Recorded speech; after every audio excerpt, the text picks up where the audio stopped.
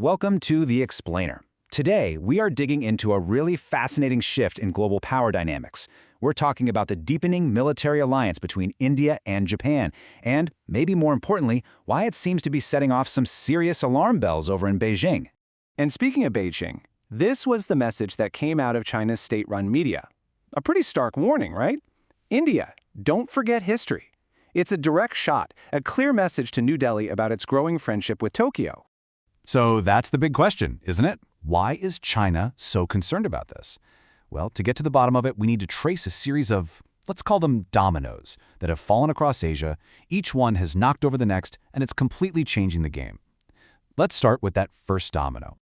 Okay, so the first and honestly probably the most important domino to fall happened in Japan. They made a decision that basically turns decades of post-World War II policy right on its head.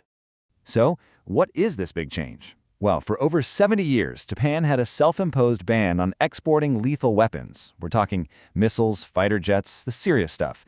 It was a cornerstone of their peaceful post-war identity. Now, that ban is gone. And look, this isn't just a change on paper. They are backing it up with some serious cash. A defense budget of over $66 billion. That's a massive commitment, and it's all aimed at creating a new generation of really advanced military tech. This kind of funding really shows you what Japan's ambition is here. They're not just buying weapons off the shelf. They're developing truly cutting-edge systems, like a naval railgun. This is futuristic stuff. It uses electromagnetic force to launch projectiles at insane speeds. It's so advanced that even the US has had trouble getting it right. This tells you Japan wants to be a top-tier player in the global defense market. Okay, so that leads us to the next logical question. Why has India, a country that for decades was famously non-aligned, meaning it stayed out of big military alliances, suddenly welcomed this change with open arms?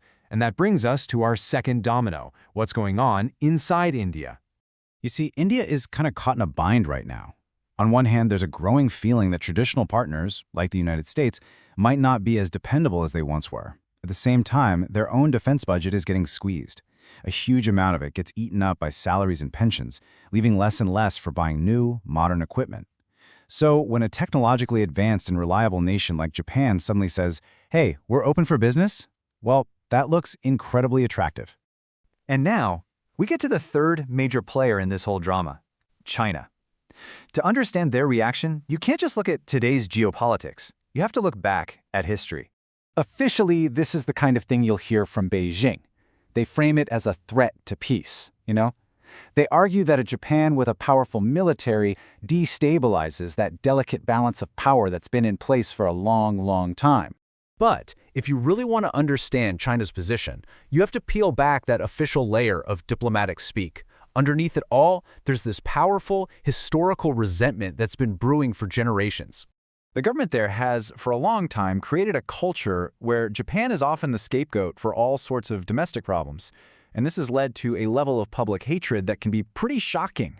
And sadly, it spills over into real-world violence. So let's put all these pieces together. How does this all connect? Really, it's a classic story of action and reaction, and it's creating a whole new power equation in Asia. This timeline really lays it all out, doesn't it? It's a clear chain of events. You have China's aggression in the early 2020s acting as the spark. That pushed Japan to change its military policy.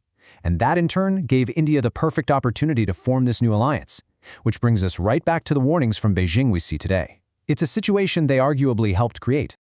So what's the bottom line here? What we are witnessing is the birth of a powerful new democratic bloc. It's a strategic counterweight in the Indo-Pacific, and it seems designed pretty specifically to balance out China's growing influence. From Beijing's point of view, all these warnings, they might just be too little, too late. There's an old proverb that fits perfectly. What is the use of regretting now when the birds have already eaten the field? The change has already happened. The game has been transformed. So yeah, this new alliance isn't really an ending. It's the beginning of a whole new chapter in Asian geopolitics. And it leaves us with one critical question. What domino is going to fall next?